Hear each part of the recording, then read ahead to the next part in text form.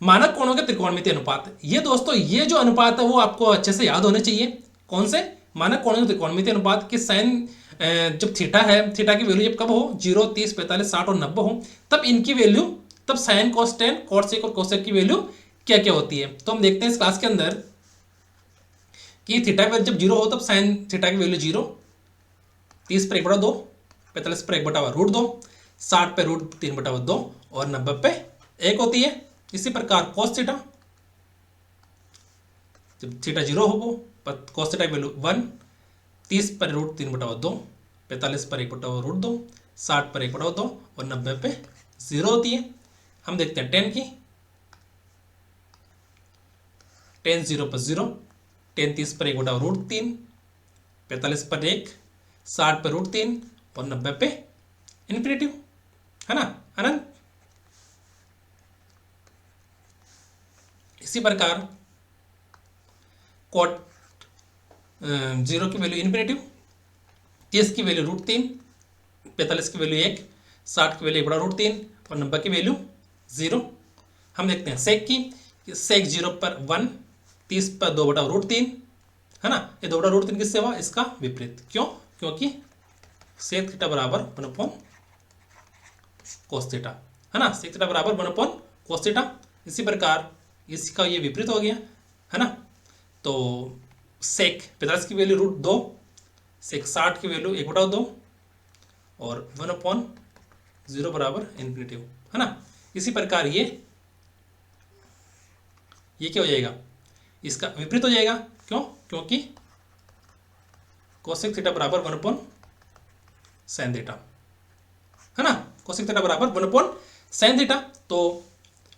तो 1/0 वो क्या हो जाएगा? इन्फिनेटिव। क्यों? क्योंकि 1/0 की वैल्यू हम जानते हैं कि क्या होता है? इन्फिनेटिव होती है। तो 1/0 बराबर इन्फिनेटिव। और 30 की वैल्यू 1/2 का ये 2 हो जाएगा, यहाँ पे 1/√2 का ये √2 हो जाएगा। और कोसेक 60 की वैल्यू √3/2 से √3 हो जाएगी। क्यों? क्योंकि 1/√3/2 बराबर 2/√3 होता है ना। और 90 पे 1 बराबर 1/1 बराबर 1। ठीक है दोस्तों, ये है हमारे मानक कोणों के त्रिकोणमितीय अनुपात, जो हाइट एंड डिस्टेंस जो हमारा चैप्टर है उसके अंदर महत्वपूर्ण रोल अदा करता है। ये दोस्तों महत्वपूर्ण रोल इसलिए अदा करता है क्योंकि हाइट एंड डिस्टेंस के अंदर हमारे जो कोण होते हैं वो 30, 45, 60, 90 और 0, इसी आधार पर हमारे कोण पूछे जाते हैं। उसमें कोण ऐसे नहीं पूछते कि 65 डिग्री हो, 61 डिग्री हो, 62 डिग्री हो, ऐसे नहीं पूछते। हमारे मानक कोणों के आधार पर ही क्वेश्चंस पूछे जाते हैं, है ना दोस्तों। तो हमारे मानक कोणों के जो अनुपात है, मानक कोणों की जो ये सारणी है वो अच्छे से याद होगी, तो हमारा जो हाइट एंड डिस्टेंस का चैप्टर है उसके अंदर आपको किसी भी प्रकार की कोई भी प्रॉब्लम नहीं आने वाली है दोस्तों। इस क्लास के अंदर जो आप सीखोगे वो आप कहीं पर भी नहीं सीखोगे। क्यों? क्योंकि इसके अंदर मिलेगा आपको सारी शॉर्ट ट्रिक्स। ठीक दोस्तों, एक मिनट रुकना। आपको मिलेगी सारी शॉर्ट ट्रिक्स जो हर एग्जाम में काम आएगी। ठीक दोस्तों, चलो आगे बढ़ते हैं। ऊंचाई और दूरी हम देखते हैं, हाइट एंड डिस्टेंस।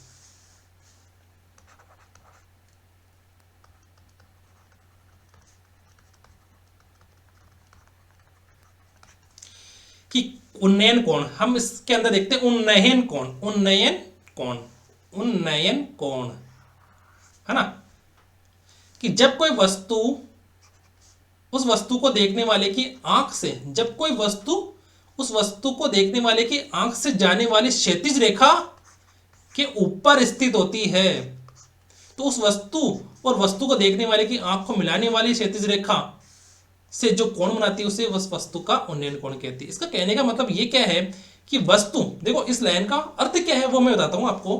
कि जब कोई वस्तु, वस्तु कौन सी ये रही, है ना, ए बिंदु पर वस्तु रखी हुई है, उस वस्तु को देखने वाले की आंख से जाने वाली क्षैतिज रेखा, आंख से जाने वाली क्षैतिज रेखा कौन सी है? ये वाली BC, है ना, है ना, के ऊपर स्थित होती है। क्षैतिज रेखा की कौन सी? इस आंख से जाने वाली क्षैतिज रेखा के ऊपर स्थित होती है। ऊपर कौन सी? यहां पर इस क्षैतिज रेखा के, इस क्षैतिज रेखा के दोस्तों का है ऊपर स्थित होती है कोई कौन सी वस्तु? जो हमारे ए बिंदु पर दे रखी है। तो वस्तु और वस्तु को देखने वाले की आंख को, वस्तु और वस्तु को देखने वाले की आंख, यहां पे कौन दोस्तों? ये आंखें किसी आदमी की आंखें ही है ना। ये किसके, चलो हम देखते हैं। ये है आदमी की आंखें,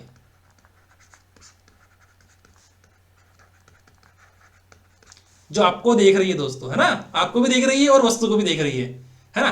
तो ये किसका है दोस्तों, वस्तु को भी देख रही है और आपको भी देख रही है कि आप पढ़ाई कर रहे हो कि नहीं कर रहे हो, और मेरी क्लास देख रहे हो कि नहीं देख रहे हो, है ना।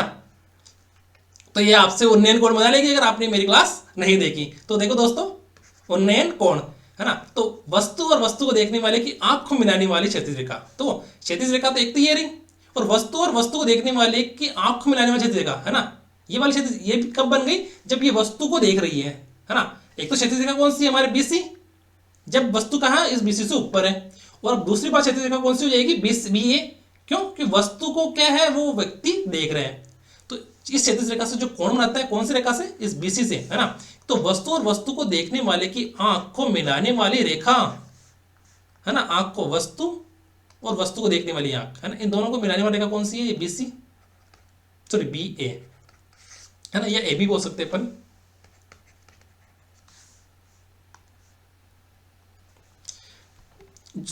इस रेखा से जो कोण बनाती है, कौन सी रेखा से, इस रेखा से, ये ए बी रेखा इस बीसी से जो कोण बनाती है, वो कोण क्या कहलाता है, उन्नयन कोण। इसका कहने का मतलब इतना सा है कि एक क्षैतिज रेखा, एक व्यक्ति खड़ा रहेगा, वो देखेगा कहाँ, किसको देखेगा, वो एक वस्तु को देखेगा, है ना। वस्तु को नीचे देख रहा है तो वो हम आगे देखेंगे। अभी क्या कर रहे हैं दोस्तों, वस्तु को ऊपर देख रहा है ऐसे, है ना। वस्तु का क्या कर रहा है, वो जमीन पे खड़े होके ऊपर देख रहा है। तो जमीन और हमारे आंख और वस्तु के बीच का जो कोण है, उसको क्या कहते हैं दोस्तों, उन्नयन कोण। क्या कहते हैं उसको, उन्नयन कोण। किसको कहते हैं दोस्तों, उन्नयन कोण। वस्तु, है ना, वस्तु को और आंख के बीच के जो, वस्तु और आंख और क्षैतिज, है ना। व्यक्ति कहाँ खड़ा है दोस्तों, क्षैतिज पे खड़ा है, और क्षैतिज और वस्तु, क्षैतिज और वस्तु के बीच के जो कोण बन रहा है हमारा, कहाँ पे, व्यक्ति किसको देख रहा है, वस्तु को, और खड़ा कहाँ पर है, क्षैतिज पर, है ना। तो दोनों के बीच के जो कोण बनेगा वो क्या कहलाता है दोस्तों, उन्नयन कोण कहलाता है हमारा। क्या कहलाता है, उन्नयन कोण। अब देखते हैं हम अवनमन कोण। क्या देखते हैं दोस्तों, अवनमन कोण।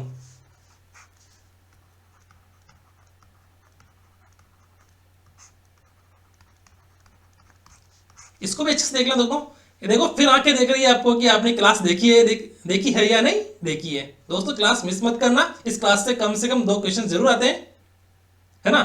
2 क्वेश्चन जरूर आते हैं इस क्लास में। आप देखोगे कि शॉर्ट ट्रिक से हम कैसे किस क्वेश्चन को कर सकते हैं, है ना। तो आंखें आपको अभी भी देख रही है ना। तो देखो कि जब कोई वस्तु उस वस्तु को देखने वाले की आंख से जाने वाली क्षैतिज रेखा के नीचे स्थित होती है ना। हम क्षैतिज रेखा दोस्तों कब होती है, जब हम सीधे देखते हैं, है ना, बिना एंगल के, हमारे आंखों के बीच के, आंखों के हमारे कोई भी कोण नहीं बनता, तो वो क्या कहलाती है, क्षैतिज रेखा कहलाती है। तो अब अभी कहाँ खड़े हैं, ऊपर खड़े हैं। ये कहाँ, मंजिल पर, कहीं पर भी खड़ा होकर देख रहे हैं, है ना। ये कहाँ खड़ा है, पहाड़ी पर, मीनार पर, पेड़ पर, आपकी छत पर, है ना, कहीं पर भी खड़ा हो सकता है ये।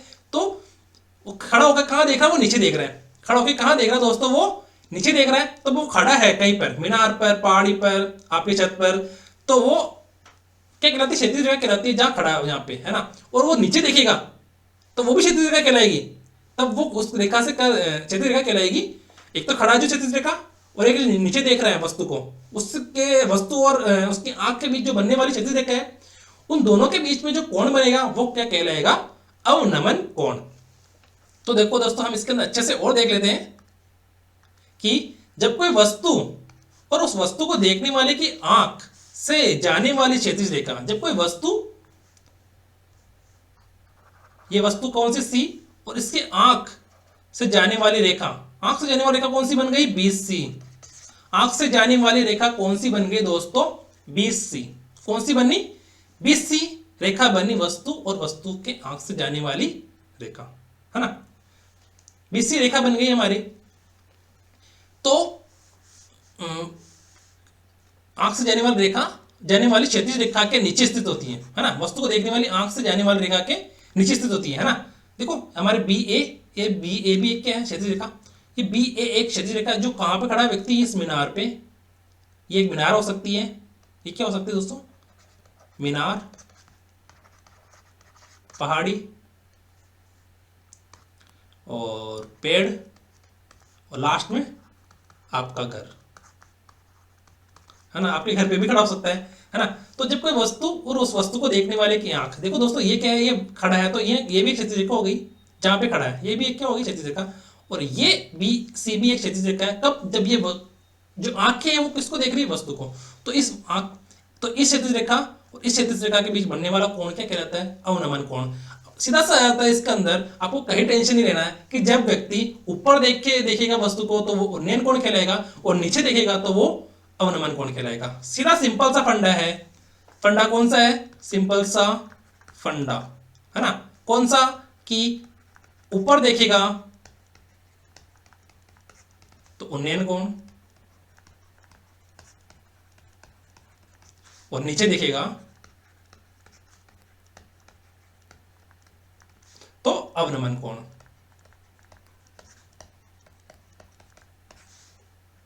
सीधा सा फंडा है इसके अंदर कि वस्तु नीचे है तो अवनमन कोण, और ऊपर है तो उन्नयन कोण। इसमें कुछ भी डिफिकल्ट वाली कोई भी बात नहीं है दोस्तों। ये हमने अच्छे से देख लिया कि उन्नयन कोण क्या होता है और अवनमन कोण क्या होता है। इसके अंदर आपको किसी प्रकार की कोई प्रॉब्लम नहीं होनी चाहिए। अब हम देखते हैं आगे इनके क्वेश्चंस की किस प्रकार से क्वेश्चन सॉल्व होते हैं और इनकी जो शॉर्ट ट्रिक्स है वो देखते हैं। दोस्तों शॉर्ट ट्रिक्स भी सीखना बहुत जरूरी है एग्जाम के अंदर, क्योंकि हम एग्जाम के अंदर जो हम अभी आरपीएससी सेकंड ग्रेड की जो एग्जाम है उसकी हम अभी क्लासेस चला रहे हैं। तो दोस्तों हर क्वेश्चंस को करना इंपॉर्टेंट नहीं है हर क्वेश्चंस को करना इंपॉर्टेंट नहीं है। क्वेश्चंस आपको आना चाहिए पर क्वेश्चंस को करना इंपॉर्टेंट नहीं है। उसकी प्रैक्टिस इतनी जोर से करो कि आपको क्वेश्चंस से शॉर्ट ट्रिक्स अपने आप बन जाए आपसे। क्वेश्चन से शॉर्ट ट्रिक्स कोई सिखाता नहीं है दोस्तों। क्वेश्चन शॉर्ट ट्रिक्स तब बनती है जब उसकी प्रैक्टिस बार बार हो। उसकी प्रैक्टिस कितनी बार हो, उसकी प्रैक्टिस बार बार हो तो उसके क्वेश्चंस की जो शॉर्ट ट्रिक्स होती हैं वो अपने आप बन जाती है। जैसे किसी क्वेश्चंस के अंदर अगर हम कर रहे हैं तो उसके अंदर 6 लाइन में अगर आंसर आ रहा है तो हम दोबारा करेंगे तो उसका आंसर आएगा 4 लाइन में, और तीसरी बार करेंगे तो उसका आंसर आएगा 2 लाइन में। वो क्यों, क्योंकि हम उस क्वेश्चन को करने की शॉर्ट ट्रिक्स इजाद कर लेते हैं खुद ही। क्या कर लेते हैं दोस्तों, उस क्वेश्चन को करने की शॉर्ट ट्रिक्स हम इजाद कर लेते हैं। इस चैप्टर में भी हम देखेंगे कि कौन से क्वेश्चंस को किस प्रकार से कर सकते हैं। तो चले आगे बढ़ते हैं। यदि समकोण त्रिभुज में एक कोण 30 डिग्री है तो दूसरा कोण 60 डिग्री होगा। ये नॉर्मल सी बात है कि त्रिभुज के तीनों कोणों का योग 180 डिग्री होता है। तो हम देखते हैं कि त्रिभुज के तीनों कोणों का योग 180 डिग्री होता है। हमको पहले से ही पता है ना। पर दोस्तों हम बात कर रहे हैं समकोण त्रिभुज की। किसकी बात कर रहे हैं दोस्तों, हम समकोण त्रिभुज की। समकोण त्रिभुज के अंदर एक कोण फिक्स कर दिया इसने, क्या होगा कि 90 होगा।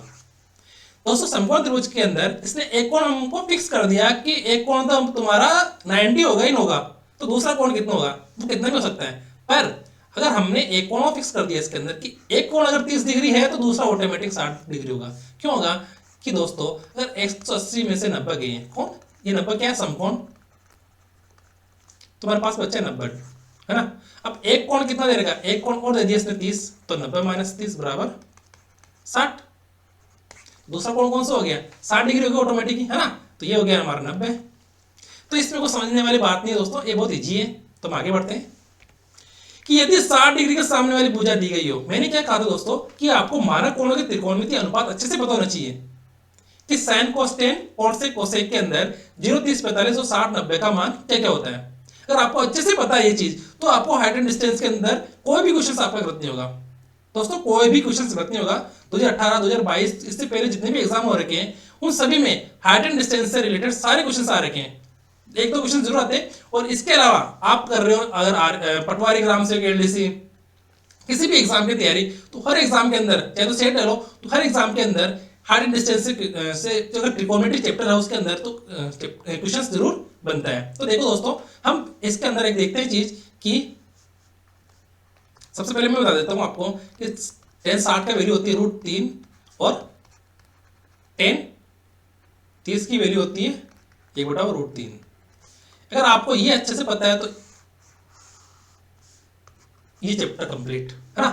कि यदि 60 डिग्री के सामने वाली भुजा दी गई हो तो 30 डिग्री के सामने वाली भुजा ज्ञात करने के लिए √3 से गुणा कर देते हैं। देखो दोस्तों हमने देखा था कि त्रिभुज के तीनों कोणों का योग कितना होता है, 180 डिग्री।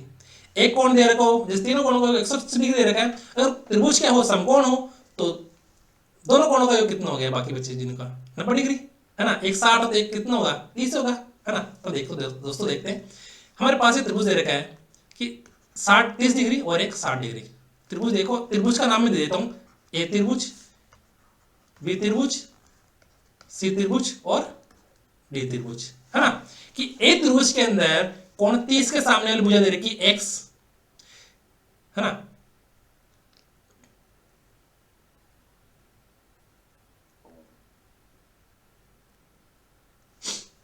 है ना।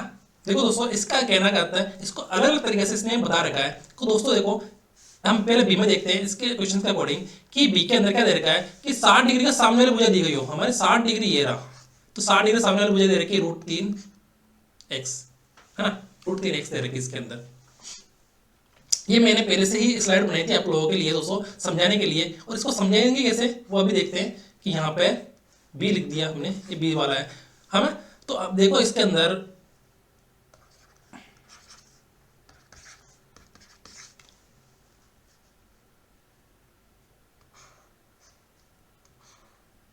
है ना, कि 60 डिग्री सामने वाली भुजा दी गई हो तो 30 डिग्री सामने वाली भुजा ज्ञात करते हैं। देखो दोस्तों, हमारे ये 60 डिग्री मान लो आप, तो ये 90 हो गया, है ना, और ये 30, है ना। तो दोस्तों देखो, ये हो गया लंब, ये कर्ण और ये आधार। लंब कर्ण आधार देख लिया। अब देखो हमारे पास, देखो ये क्या बोल रहा है कि 60 डिग्री का सामने वाली भुजा दी गई हो, हमने सामने वाली भुजा कितनी दे लगी है, एक्स, है ना। ये कितनी ले ली कि 60 डिग्री का सामने वाली भुजा दी गई हो, है ना। हमने क्या ले लिया, इसको एक्स ले लिया,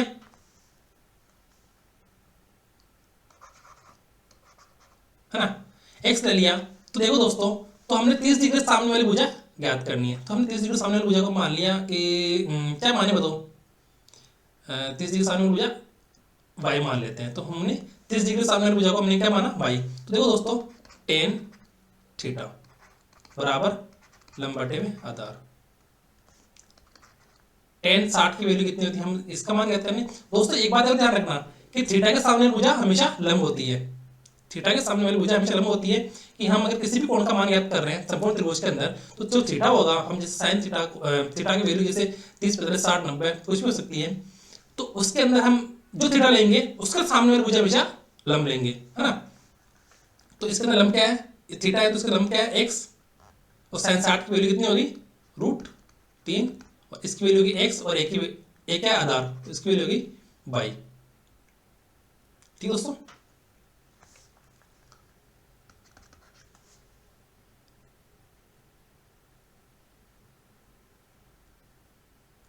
है ना। देखो इसके अंदर कि हम x बराबर √3y, नहीं इसके अंदर थोड़ा सा 1 मिनट रुकना दोस्तों। इसके अंदर अगर 60 डिग्री सामने वाली भुजा 100, है ना, 60 डिग्री सामने वाली भुजा 100, तो देखो दोस्तों, तो 30 डिग्री सामने वाली भुजा निकालनी है हमको। तो हमको कोण कौन सा लेना है, 30, 30 बराबर लंब बटे में आधार।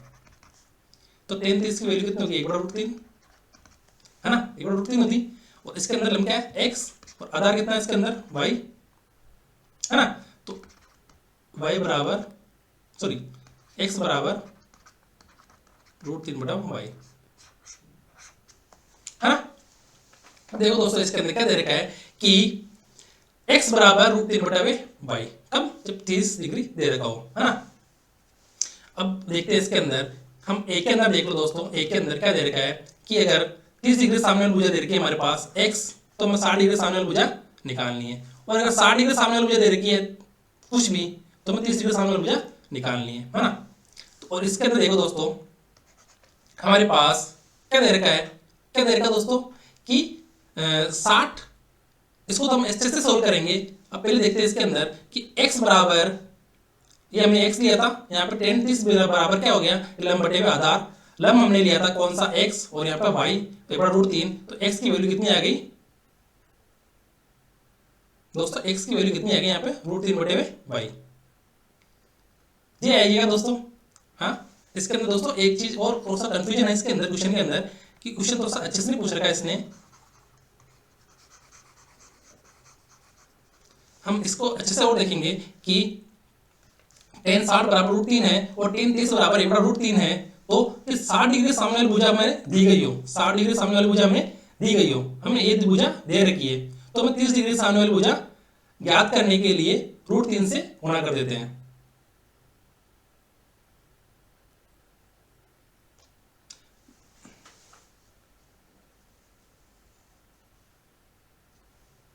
नहीं दोस्तों, इसके अंदर इसका अंदर गुणा नहीं आएगा, इसके अंदर आएगा भाग। दोस्तों इसके अंदर आएगा भाग कर देते हैं। दोस्तों टाइपिंग मिस्टेक हो गई थी सोर्सेज के अंदर।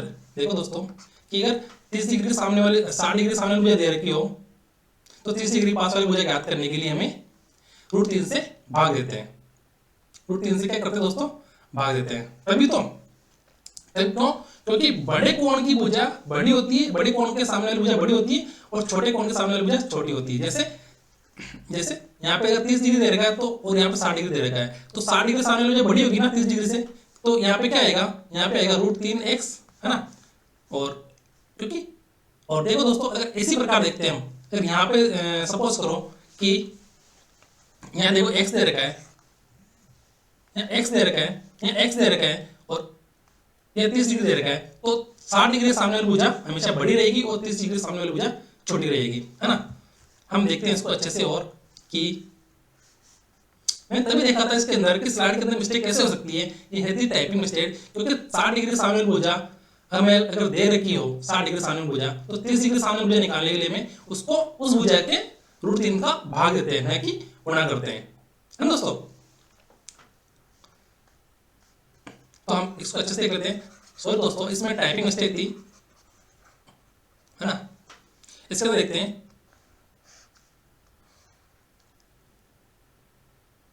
हमें 60 डिग्री सामने वाली भुजा दे रखी है x, है ना, और ये हो गया कर्ण, ये हो गया लंब और ये हो गया आधार। तो हमें आधार ज्ञात करना है, तो 30 डिग्री सामने वाली भुजा, है ना। तो क्या हो जाएगा, टेन 60 बराबर लंब बटे आधार। टेन 60 की वैल्यू क्या होती है, √3 और x बटे हुए a, तो a की वैल्यू क्या होगी, x बटे हुए √3, है ना। तो 60 डिग्री सामने वाली भुजा और 30 डिग्री सामने वाली भुजा हम निकाल सकते हैं। दोस्तों इसके अंदर क्या है, इसके अंदर मेन पॉइंट सिर्फ इतना सा है कि 60 डिग्री सामने वाली भुजा 30 डिग्री सामने वाली भुजा से बड़ी होगी।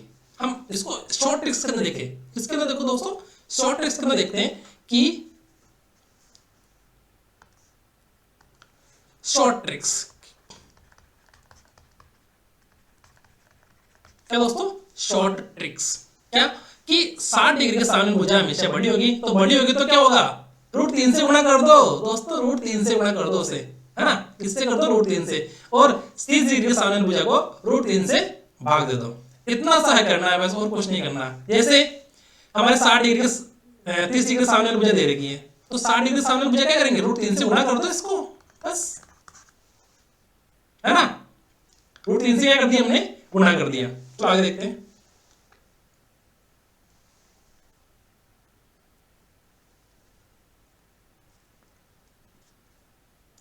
यदि 30 डिग्री की पास वाली भुजा दी गई हो, तो 60 डिग्री पास वाली भुजा निकालने के लिए √3 से भाग देते हैं। दोस्तों क्या दे रखा है इसके अंदर कि 30 डिग्री के सामने वाली भुजा दे रखी है,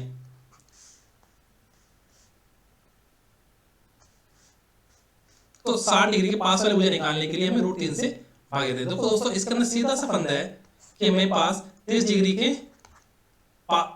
पास वाली भुजा दे रखी है, तो 60 डिग्री के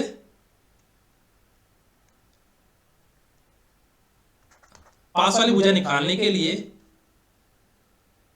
√3 से भाग दे देते हैं। ठीक है, इतना सही इसके अंदर √3 से भाग देते हैं, सीधा सा फंडा है इसके अंदर। दोस्तों क्या है, एक मिनट रुकना दोस्तों, हम पिछली क्लास में देखते हैं।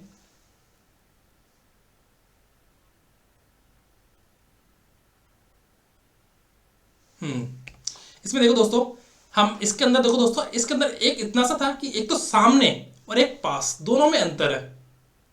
दोस्तों देखो दोस्तों, इस दोनों में अंतर है कि क्वेश्चन कैसे पूछ रखा है हमारे पास, क्वेश्चन कैसे पूछते हैं कि देखो दोस्तों कि 30 डिग्री पास वाली भुजा और सामने वाली भुजा, है ना। दो क्वेश्चन हो गए इसके अंदर कि 30 डिग्री पास वाली भुजा 30 डिग्री सामने वाली भुजा दी गई हो, तो 60 डिग्री पास वाली भुजा निकालने के लिए √3 से भाग देते हैं। इसके अंदर सीधा सा है कि अगर √30 डिग्री के पास वाली भुजा दे रखी है, हमारी 30 डिग्री के पास वाली भुजा दे रखी है x, तो 60 डिग्री के पास वाली भुजा निकालने के लिए हम √3 से भाग देते हैं। है ना, इस भुजा में √3 का भाग दे देते हैं। ये हमने पिछली क्लास में देख लिया था। अब अगर ऐसा भी हो, पास वाली भुजा देख रही है ना, अब देखो इसके अंदर क्या दे रखा है कि अगर इसमें ऐसा दे रखा होता, कैसा, √1 केवल पास वाली भुजा है, अगर सामने वाली भुजा पूछता क्या कि अगर 30 डिग्री के पास वाली भुजा तो हमने देख ली, अब देखो सामने वाली भुजा कि अगर 30 डिग्री के सामने वाली भुजा 30 डिग्री के सामने वाली भुजा दी गई हो तो 60 डिग्री के सामने वाली भुजा हम कैसे निकालेंगे, √3 से गुणा करके, है ना। दोस्तों सीधा सा फंडा है इसके अंदर, इधर उधर की बातें सोचनी नहीं है हमको सिर्फ इतना ध्यान रखना है कि 60 डिग्री के सामने वाली भुजा दे रखी है, 30 डिग्री सामने वाली भुजा दे रखी है या पास वाली भुजा दे रखी है, हमको इससे कोई मतलब नहीं है। हमको सिर्फ किससे मतलब है कि हमारा कोण क्या है। आपको सीधा सा सिंपल सा फंडा है कि त्रिभुज बना लो, उस क्वेश्चन को समझ लो कि 30 डिग्री पूछा है, 60 डिग्री पास वाली पूछा है ना, और अगर 60 डिग्री सामने वाली पूछा है तो √3 से गुणा कर दो। और इसके अंदर कुछ भी दिक्कत वाली बात नहीं दोस्तों, इसके अंदर सिर्फ और सिर्फ इतना करना है कि बड़े कोण के सामने वाली भुजा बड़ी और छोटे कोण के सामने वाली भुजा छोटी होती है, बस सिर्फ और सिर्फ इतना सा ही करना है कि बड़े कोण के सामने वाली भुजा बड़ी और छोटे कोण के सामने वाली भुजा छोटी। मतलब आप कैसे भी कर लो, इसके अंदर अगर आपको क्वेश्चन नहीं भी आ रहा कोई दिक्कत नहीं है कि बड़े कोण के सामने वाली भुजा बड़ी रखनी है हमको तो क्वेश्चंस के अंदर बड़े कोण के सामने वाली भुजा बड़ी रखनी है और छोटे कोण के सामने वाली भुजा छोटी रखनी है। तो 30 डिग्री सामने वाली भुजा हमेशा छोटी रहेगी 60 डिग्री के सामने वाली भुजा से। तो छोटी रहेगी तो कैसे होगी कि जो 60 डिग्री के सामने वाली भुजा है वो √3 से गुणा हो जाएगी। कौन सी भुजा से, छोटी वाली भुजा से। छोटी वाली भुजा कौन सी, 30 डिग्री के सामने वाली भुजा से। ठीक है दोस्तों, आगे बढ़ते हैं कि इस स्थिति में कर्ण हमेशा 30 डिग्री के सामने भुजा का दोनों होता है। देखो दोस्तों, कर्ण स्क्वायर बराबर आधा स्क्वायर प्लस लंब स्क्वायर, ये होता है। अब देखो इसमें अच्छे से बता रखा है कि हमारे जो है 30 डिग्री के सामने वाली भुजा x है तो 60 डिग्री के सामने वाली भुजा √3x होगी, है ना। कि 30 डिग्री के सामने वाली भुजा हमें दे रखी है तो 60 डिग्री के सामने वाली भुजा निकालनी है, और 60 डिग्री के सामने वाली भुजा दे रखी है तो 30 डिग्री के सामने वाली भुजा निकालनी है ना। ये दोनों जो हमने पिछले पेपर में पढ़े थे, पेपर मतलब दोनों स्लाइड के अंदर पढ़े थे, उन दोनों को भूल के अगर आप इसको भी देखोगे तो समझ में आ जाएगा क्या कि हमें 30 डिग्री सामने वाली भुजा क्या दे रखी है x, तो 60 डिग्री सामने वाली भुजा √3x हो जाएगी। क्यों हो जाएगी हम देखते हैं इसके अंदर, क्यों, क्योंकि दोस्तों हमारा जो 60 डिग्री का मान क्या होता है √3x, है ना, √3 होता है ना, इसलिए, है ना। अब देखो इसके अंदर कर्ण का मान निकालना है हमको, तो कर्ण क्या होता है, कर्ण स्क्वायर बराबर आधा स्क्वायर प्लस लंब स्क्वायर। तो कर्ण स्क्वायर बराबर आधा क्या हमारा √3x का होल स्क्वायर प्लस लंब x square, 3x square plus x square बराबर 4x स्क्वायर। अगर हम इसका वर्गमूल करेंगे, क्या करेंगे वर्गमूल, तो हमारे पास कर्ण बच जाएगा 2x, है ना। तो ये कर्ण हो गया हमारे पास 2x। इस स्थिति में मतलब हमारे 60-30 का जो कोण दे रखा है, अगर वो दे रखा हो तो हमारे पास हमेशा जो कर्ण होगा वो 30 डिग्री सामने वाली भुजा का दुगना होगा, है ना। तो हमने 3 चीज सीखी इसके अंदर, कौन सी, फर्स्ट हम 3 चीज सीखी इसके अंदर। फर्स्ट 60 डिग्री के सामने वाली भुजा बड़ी, कितनी बड़ी होगी √3।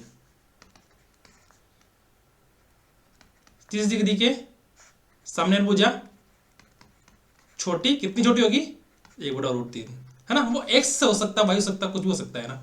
और तीसरी कर्ण बराबर 2 × 30 डिग्री के सामने वाली भुजा।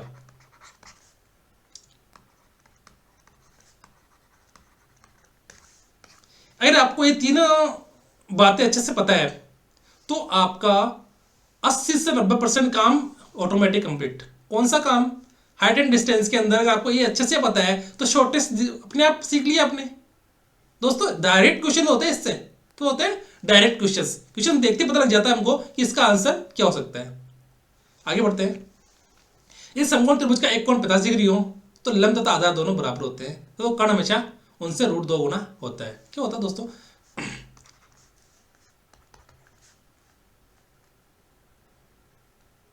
कि समान कोण के सामने वाली भुजा भी समान होती है। दोस्तों समान कोण के सामने वाली भुजा भी समान होती है, ये हमें ज्योमेट्री के अंदर पढ़ेंगे अच्छे से कि समान कोण के सामने वाली भुजा समान होती है। ठीक है दोस्तों, कि यदि किसी त्रिभुज में दो कोण बराबर हो तो उनके सामने वाली भुजा भी बराबर होती है। यह हम इसको इस प्रकार भी लिख सकते हैं कि किसी त्रिभुज एबीसी में दो कोण बराबर हो तब उनके सामने वाली भुजा भी बराबर होती है।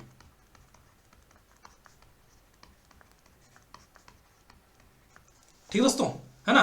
तो अगर 45 डिग्री दे रखा कोण और ये 50 डिग्री दे रखा है तो इसके सामने भुजा और इसके सामने भुजा दोनों बराबर होगी, है ना? अगर दोनों बराबर तो ये x और ये x, तो देखो दोस्तों कर्ण स्क्वायर बराबर आधार स्क्वायर प्लस लंब स्क्वायर। कर्ण हमारा क्या है? कुछ भी पता नहीं हमको, ये निकालना है। आधार क्या है इसका? एक्स स्क्वायर प्लस लंब क्या है? एक्स स्क्वायर बराबर 2x स्क्वायर। अगर हम इसका वर्गमूल करेंगे तो हमारे पास कर्ण क्या बचेगा? √2x। तो हमारे देखो हम इस जो क्या दे रखा है कि समकोण त्रिभुज का अगर एक कोण 45 डिग्री हो तो लंब तथा आधार बराबर होते हैं। क्यों बराबर होते हैं? क्योंकि किसी भी त्रिभुज में अगर दो कोण बराबर हो तो उनके सामने वाली भुजा भी बराबर होती है। ये हमेशा ध्यान रखना दोस्तों कि किसी भी त्रिभुज में अगर दो कोण बराबर है तो उसके सामने वाली भुजा भी बराबर होगी। और यह ऐसे भी बोल सकते हैं कि समान कोण के सामने वाली भुजा भी समान होती है। अगर ऐसा हो तो हमारा कर्ण क्या होगा? किसी भी एक भुजा का √2 गुना। ठीक है दोस्तों, आगे बढ़ते हैं। यदि टावर से कुछ दूरी पर एक व्यक्ति खड़ा है, यदि टावर से कुछ दूरी पर एक व्यक्ति खड़ा है, देखो दोस्तों हमने अभी देखा था हम 3 बात देखी थी कि 60 डिग्री सामने वाली भुजा √3 गुना, 30 डिग्री सामने वाली भुजा 1/√3 गुना, और जो हमारा समकोण होगा वो कैसे होगा दोस्तों? हमारा जो समकोण है वो जो 30 डिग्री सामने वाली भुजा है उसका 2 गुना होगा। ये 3 बातें अगर अच्छे से पता है ना आपको दोस्तों, तो आपका 99% काम हाइट एंड डिस्टेंस के अंदर कंप्लीट है। हाइट एंड डिस्टेंस के अंदर आपका 99% काम कंप्लीट है। आपको साइन कोस्टेन कोसेक कोसेक की बातें अपने आप भूल जाओगे आप, अगर आपको ये 3 चीजें पता है। इस क्वेश्चंस के अंदर देखो ये क्वेश्चंस भी है और हमारा एक जो थ्योरी बोल सकते हैं इसको वो भी है। ये क्वेश्चंस भी है, एक थ्योरी भी है। अगर आपको ये अच्छे समझ में आ गया तो आपको क्वेश्चंस अपने आप ही समझ में आ जाएंगे। दोस्तों इसके अंदर देखें कि यदि टावर से कुछ दूरी पर एक व्यक्ति खड़ा है, खड़ा खड़ा क्या देख रहा है? वो आपको देख रहा है। दोस्तों खड़ा खड़ा क्या कर रहा है दोस्तों? वो एक व्यक्ति आपको देख रहा है। टावर से कुछ दूरी पर एक व्यक्ति खड़ा है, कौन सी कुछ दूरी पर? ए दूरी पर। ए कौन सा है? ये रहा। ये कहां पर खड़ा है? एक व्यक्ति। ये किससे देख रहा है? आपको देख रहा है कि आप मेरी क्लास देख रहे हैं कि नहीं देख रहे हैं, है ना? ये किसको देख रहा है? कि आपको देख रहा है, टावर से कुछ दूरी पर खड़ा व्यक्ति, कि आप मेरी क्लास देख रहे हैं कि नहीं देख रहे हैं। जिसका टावर्स के शीर्ष के साथ बनाया गया कोण उन्नयन कोण 30 डिग्री है। यानी वो व्यक्ति आपसे कितना डिग्री कोण बना रहा है? वो 30 डिग्री कोण बना रहा है वो, है ना? वो व्यक्ति किससे देख रहा है? वो व्यक्ति आपको देख रहा है कि आप मेरी क्लास देख रहे हैं नहीं देख रहे, है ना? वो आपको देख रहा है और ऊपर देख रहा है कि आप किस पे खड़े हो? टावर पे खड़े होकर मेरी क्लास देख रहे हैं देख रहे हैं, है ना? और आपसे वो कितने डिग्री कोण बना रहा है? वो 30 डिग्री कोण बना रहा है ना?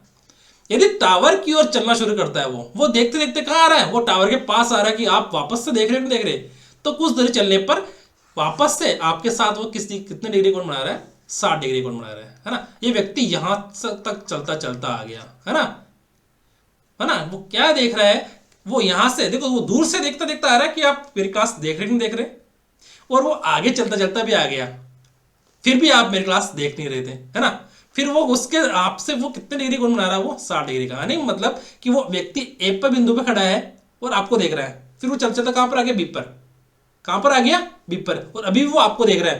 पर जब ए पर था तब वो आपके साथ 30 डिग्री का कोण बना रहा था, और अब बी पर आ गया तब आपके साथ वो 60 डिग्री का कोण बना रहा है ना। कितने डिग्री कोण बना रहा है वो, 60 डिग्री कोण बना रहा है। अब देखो ट्विस्ट क्या है इसके अंदर, तो टावर के मूल तक तथा 60 डिग्री से 30 डिग्री तक की दूरी का अनुपात 1:2 होगा, है ना। ये हमें पता करना है कि टावर के मूल तक, टावर के मूल तक मतलब यहां से जो खड़ा हो गया ना ये, कि टावर के मूल तक ये सी बी, और 60 डिग्री से 30 डिग्री मतलब 60 डिग्री से 30 डिग्री तक मतलब बी ए की दूरी का अनुपात 1:2 का। मतलब कहने का मतलब इतना सा है कि ये तो अगर 10-20 किलोमीटर गया, मतलब 60 डिग्री और 30 डिग्री के बीच में, मतलब ए और बी के बीच में 20 किलोमीटर है, तो सी और बी के बीच में कितना होना चाहिए, 10 किलोमीटर होना चाहिए। इसका कहना का मतलब सिर्फ इतना सा है। हम देखते हैं दोस्तों कि हम देखते हैं कि दोस्तों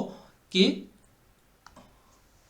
हमने भी क्या देखा था कि 30 डिग्री के सामने वाली भुजा हमें दी हो तो 60 डिग्री के सामने वाली भुजा हम √3 से गुणा करके ज्ञात करते हैं। अगर हमारे पास 30 डिग्री के सामने, देखो हमने माना कि टावर की ऊंचाई क्या है दोस्तों, टावर की ऊंचाई x। हमने टावर की ऊंचाई क्या मान ली, x। अब हमने टावर की ऊंचाई x मानी, तो 30 डिग्री के सामने वाली भुजा हमें x दे रखी है। तो देखो दोस्तों, इसमें ध्यान देने वाली बात एक और है कि त्रिभुज के तीनों कोणों का योग 180 डिग्री होता है। हमें इसी आधार पर इस क्वेश्चन को सोल्व करना है। तो दोस्तों अगर ये 30 डिग्री है, अभी के लिए जब व्यक्ति कहां खड़ा है, बिंदु ए पर खड़ा है, अभी के लिए कि व्यक्ति कहां खड़ा है, बिंदु ए पर खड़ा है, तब कोण ए जो 30 डिग्री बना रहा है वो 30 डिग्री पर है, तो बाकी कोण कौन सा होगा, दूसरा वो 60 डिग्री होगा। ये कौन सा होगा, ये 60 डिग्री होगा, ये 60 डिग्री होगा। तो 30 डिग्री सामने वाली भुजा में x दे रखी है, तो 60 डिग्री सामने वाली भुजा √3x हो जाएगी। क्या, √3x। तो हमारे पास ये वाली भुजा हो जाएगी √3x। हमारे पास ये वाली भुजा हो जाएगी √3x। ठीक है दोस्तों, अब देखते हैं कि व्यक्ति वो चलते चलते कहां आ गया, बिंदु बी पर, और अब क्या बना रहा है, वो 60 डिग्री कोण बना रहा है। कितना डिग्री का कोण बना रहा है दोस्तों, 60 डिग्री कोण बना रहा है। और अभी भी आपको देख रहा है कि आप मेरी क्लास देख रहे हैं या नहीं देख रहे हैं। तब वो देखो, अगर ये 60 डिग्री कोण बना रहा है यहां से, तो यहां कितना कोण बनेगा, वो बनेगा 30 डिग्री। यहां 30 डिग्री कोण बनेगा दोस्तों, क्योंकि त्रिभुज के तीनों कोणों का योग 180 डिग्री होता है। तो अब त्रिभुज कौन सा बन रहा है, देखो ये त्रिभुज बन रहा है कौन सा, बी सी डी, और टोटल त्रिभुज, और ये वाला त्रिभुज कौन सा बन रहा है, पूरा ही ए सी और डी। ठीक है दोस्तों, है ना। अब देखते हैं कि इसके अंदर अगर 60 डिग्री के सामने भुजा x है, टावर की ऊंचाई हमने मंगाना x, तो 30 डिग्री सामने भुजा क्या हो जाएगी, ये वाली भुजा x बटे में √3, x बटे में √3 हो गया नहीं ये, हाँ दोस्तों हो गई। अब देखते हैं हम कि हमारे पास क्या दे रखा है, a और c की दूरी क्या दे रखी है, √3x, और सी बी की दूरी दे रखी है हमारे पास x बटे में √3 है ना। तो दोस्तों अब हम देखते हैं कि सी बी, है ना, हम देखते हैं दोस्तों किसकी, c और b। अब देखते हैं हम दोस्तों इसके अंदर कि ए बी, हम देखो दोस्तों इसमें से अगर हम ए बी कैसे निकालेंगे, ए बी निकालने के लिए हम पूरे में से क्या घटा देंगे, x बटा हुआ √3। क्यों दोस्तों, अगर हम देखो ए और बी की लंबाई कितनी दे रखी है, सी बी √3x, उसमें से अगर हम ए बी की लंबाई दे रखी है √3x दे रखी है। अगर हम इसमें से सी बी घटा देंगे, मतलब x बटे हुए √3, तो हमारे पास क्या बच जाएगा, ए बी बचेगा ना हमारे पास, है ना। तो देखो दोस्तों ये हो गई ए बी। है ना। अब हम देखते हैं दोस्तों, हम पहले तो ये देखो कि एस सी बराबर क्या है हमारे पास, √3x और √3x और सी भी क्या है हमारे पास, सी बराबर हमारे पास है x/√3। दोस्तों इसका अनुपात देखो कि एस सी और सी बी का अनुपात हमारे पास क्या आया, x से x कैंसिल हो गया और √3 और √3 ये ऊपर चला गया √3 और नीचे क्या बच गया 1। तो हमारे पास एस सी बटा सी बी सी कितना हो गया 3/1, है ना दोस्तों। हमारे पास बी सी एस सी बटे बी सी, हमारे पास एस सी बटे बी सी क्या हो गया √3/1। हमारे पास एस सी बटे बी सी हो गया √3/1, है ना। अब देखो 3/1 हो गया हमारे पास, 3/1 मतलब एस सी 1 से लेकर सी तक की दूरी कितनी है वो 3 और 20 से लेकर सी तक की दूरी कितनी है 1, है ना। तो अगर हम एस सी में से हम देखो दोस्तों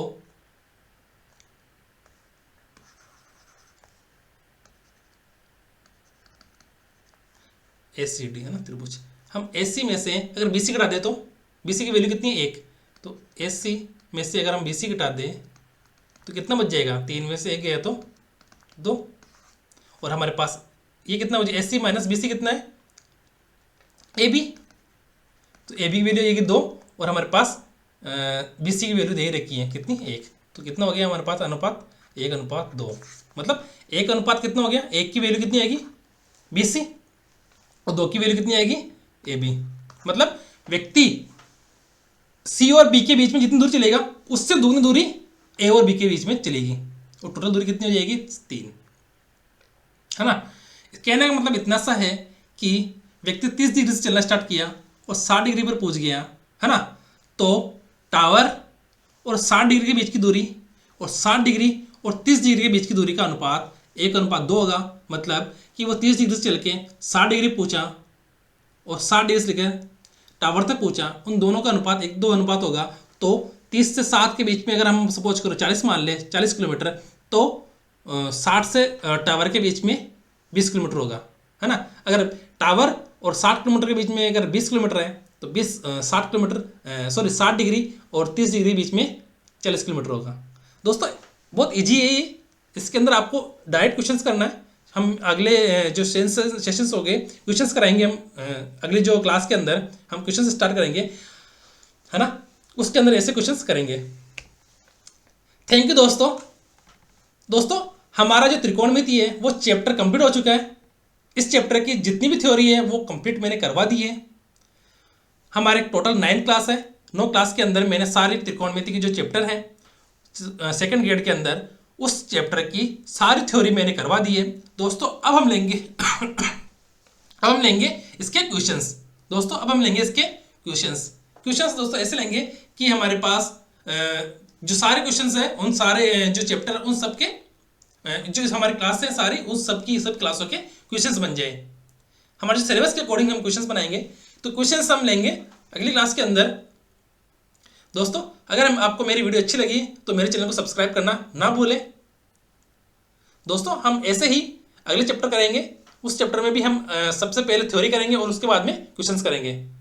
दोस्तों थ्योरी करवाने का सिर्फ इतना सा अर्थ है कि आपको अगर सारी थ्योरी एक जगह मिल जाए, क्योंकि सबसे पहले थ्योरी अगर आपको अच्छे से पता है तो क्वेश्चंस करने में किसी प्रकार की प्रॉब्लम नहीं आएगी। दोस्तों मैंने भी अपनी तैयारी के अंदर सबसे पहले थ्योरी स्टार्ट की थी, उसके बाद ही क्वेश्चन स्टार्ट किए थे, क्योंकि थ्योरी अगर अच्छे से पता है तो क्वेश्चंस करना कोई बड़ी बात नहीं रह जाएगी अपने लिए। तो दोस्तों आज के लिए इतना ही, मिलते हैं नेक्स्ट वीडियो के अंदर इसी चैप्टर के क्वेश्चंस के अंदर। दोस्तों मेरे चैनल को अगर आपने सब्सक्राइब नहीं किया है तो सब्सक्राइब कर लीजिए। थैंक यू, नमस्ते, गुड नाइट।